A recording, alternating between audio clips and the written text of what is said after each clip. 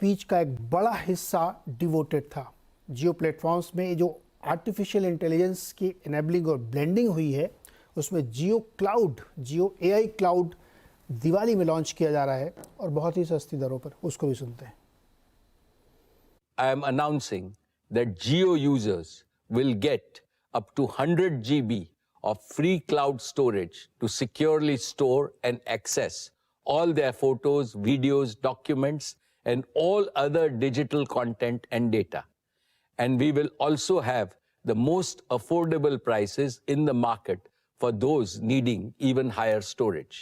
We plan to launch the Jio AI Cloud welcome offer starting Diwali of this year, bringing a powerful and affordable solution where cloud data storage and data-powered AI services are available to everyone, everywhere. तो ये कुछ अंश थे उस speech के जो अलग अलग वर्टिकल्स के बारे में उन्होंने बताए। और इसके बाद एक लंबी स्पीच के दौरान जब आप देखेंगे जो हमने कवर की पूरी, तो उसमें बहुत सारी डिटेलिंग है जो आगे के फ्यूचर्स के प्लान्स के अनवीलिंग करती है। इसी पर बातचीत करेंगे। हमारे साथ जो मेहमान है आपका परिचय करा देता हूँ। सुदीप बंदोपाध्याय जी हैं, जाने माने बाजार के एक्सपर्ट। प्रकाश दीवान जी हैं, अमरीश बालिगा जी और गौरांग सर। सारे लोग इन कंपनी को दशकों से ट्रैक कर रहे हैं और चीज़ों को बहुत बारीकी से समझते हैं। तो पहले मैं सोचता हूँ कि सबसे एक राउंड ये समझ लिया कि उन्होंने क्या पिक किया इस स्पीच से, उसके बाद फिर एक एक सेगमेंट की डिटेलिंग करेंगे। सुदीप सर, आपके लिए सबसे ज़्यादा महत्वपूर्ण इस स्पीच में क्या था?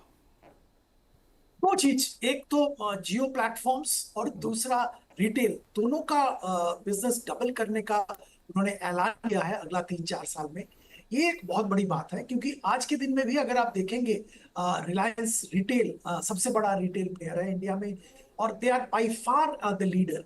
और यहाँ से 3-4 साल में डबल होना मतलब they are banking significantly on expansion and introducing new vertical. और जियो प्लेटफॉर्म के बारे में भी मैं यही कहूंगा कि यहाँ पे भी डबल हो रहा बिजनेस बहुत बड़ी बात है, अपने आप में बहुत बड़ी बात है फ्रॉम करंट लेवल्स। सो संक्षेप में मेरे लिए यही दो सबसे बड़ा हाईलाइट था। बाकी भी बहुत सारे इश्यूज हैं, एनर्जी रिलेटेड भी बहुत पॉइंट्स हैं, पर ये दो सबसे इंपॉर्टेंट है। तो दो एक्चुअली उन्होंने कहा कि 3-4 साल में रिटेल और जियो डबल करेंगे वो। और इवन न्यू एनर्जी में उन्होंने कहा कि 5-7 सालों में वो जो 40 साल में O2C बना है वो 5-7 साल में न्यू एनर्जी बनने की क्षमता रखता है और बनेगा ही। प्रकाश जी, आपने क्या पिक किया स्पीच में? सबसे इंटरेस्टिंग आपको क्या लगा? सबसे जो महत्वपूर्ण शिफ्ट मुझे लगा वो ये है कि ये जो टेक्नोलॉजी पे फोकस जियो का आ रहा है, ये ना सिर्फ एक बहुत बड़ी टेलीकॉम कंपनी, आज 49 करोड़ सब्सक्राइबर्स के साथ इतनी बड़ी कंपनी होने के बावजूद ये एक नया दौर शुरू कर रहे हैं जो इतना टेक्नोलॉजी को एक्सेसिबल, डेमोक्रेटाइज कर देगा कि आप हर एक छोटी से छोटी डिवाइस से भी, जैसे मुकेश भाई ने कहा कि भाई ये हम एक्सेसिबिलिटी देंगे आर्टिफिशियल इंटेलिजेंस को, जिसको कनेक्टेड इंटेलिजेंस का नाम दे रहे थे। तो ये बहुत बड़ी चीज होगी। और जो उन्होंने 4-5 एरियाज बताए, किसानों के लिए, मेडिकल फ्रेटर्निटी के लिए, एसएमईज के लिए, एजुकेशन के लिए, तो आई थिंक जो हमारे देश में जहां जहां गैप्स हैं और उसको तेज रफ्तार से अगर कोई चीज भर सकती है, परिपूर्ण कर सकती है, तो वो है आर्टिफिशियल इंटेलिजेंस। तो ये एक्सेसिबिलिटी देने से आई थिंक एक बहुत बड़ा दौर शुरू होगा। और बाकी टेलीकॉम कंपनी इसको कैसे काउंटर करेगी ये मैं अभी तक नहीं समझ पाया हूँ, क्योंकि इस टाइप की क्षमता और किसी के पास है नहीं। तो पहली एक चीज है। और जो दूसरी, जो न्यू एनर्जी का बिजनेस उन्होंने आउटलाइन किया, जो आपने सही फरमाया कि बहुत डिटेल में चीजें वो करिए कि 10 gigawatt solar panels, wafers, ingots की कैपेसिटी बनाना, मतलब हमारी तो 1/3 जो देश की कैपेसिटी है वो वहां से आ सकती है। और 30 गीगावाट की उन्होंने बैटरी, जो एनर्जी स्टोरेज सॉल्यूशंस की बात की है, उसमें बैटरी केमिकल्स को लेके, बैटरी टेक्नोलॉजी को लेके सब चीज पे फोकस करने की, ये एक बहुत बड़ी चीज है। और ये सब चीजें ऑल राउंड द कॉर्नर लग रही है। उन्होंने तो मतलब सोलर तो कहा है कि 2024 के एंड तक शुरू कर देंगे और 2025-26 में बाकी चीजें शुरू हो जाएगी। तो अब तो मतलब ये समझिए कि अगले साल जब हम यही डिस्कशन कर रहे होंगे एजीएम के बाद, तब ये इन चीजों का कंट्रीब्यूशन आना शुरू हो जाएगा बिजनेस में। I think it's a very rapid change और एक बहुत बड़े स्केल का चेंज जो है वो बहुत इंटरेस्टिंग और एक्साइटिंग लगा। ओके, गौरांग सर, आपके लिए क्या सबसे ज्यादा एक्साइटिंग था? बहुत बहुत धन्यवाद नीरज, इस मंच पर आमंत्रित करने के लिए। सभी को प्रणाम और शुभ संध्या हमारे तरफ से।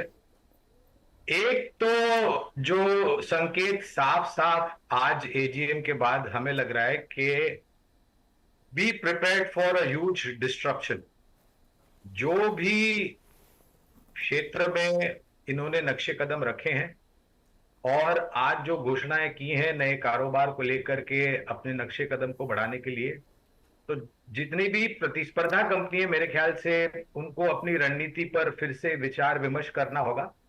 और क्योंकि जैसे जैसे ये कारोबार जमीनी स्तर पर लागू होता जाएगा मेरे ख्याल से एक बहुत बड़ा डिस्ट्रप्शन आने वाला है।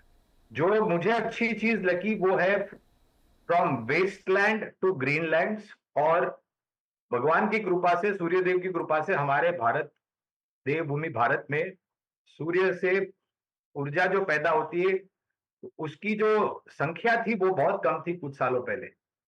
जो घोषणाएं आज माननीय चेयरमैन साहब ने की हैं, अगर ये परिवर्तन आ जाता है जमीनी स्तर पर, तो जो कमी जब से हमें आजादी मिली है नीरज, आज के तारीख तक अगर आप देखने जाए तो ऊर्जा को लेकर के बहुत ही किल्लत हमारे देश में।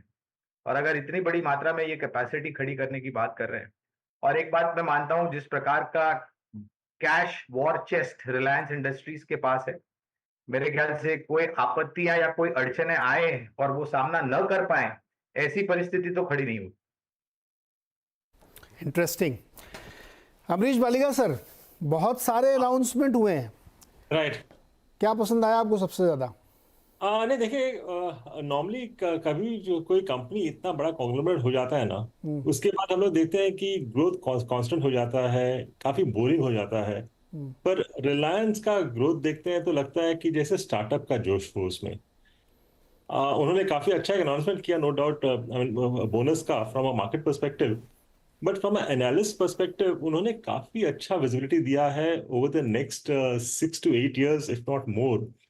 और अक्रॉस जो ग्रोथ का बात कर रहे हैं, whether is retail, I mean where we are talking of I mean like doubling revenue और EBITDA in the next 3 or 4 years, और if you are talking of the new energy, इतने सारे उन्होंने अनाउंसमेंट्स किए हैं। और उसमें सबसे अच्छा मुझे एक लगा कि we are talking of 10 gigawatts of bifacial solar panels, और ये काफी एडवांस सोलर पैनल्स हैं, and I think this will make us decently self sufficient, क्योंकि बाईफेशियल माने दोनों तरफ से, I mean they are generating power. Normally जो हम लोग अभी देखते हैं solar panels, it is one sided, but bifacial is from both sides, तो काफी ये एनर्जी एफिशिएंट रहेगा। So across, I mean, whatever, like he's announced, clearly, I think analyst के लिए काफी डेटा दिया है उन्होंने to analyze and get doubly positive on a stock like Reliance. Okay.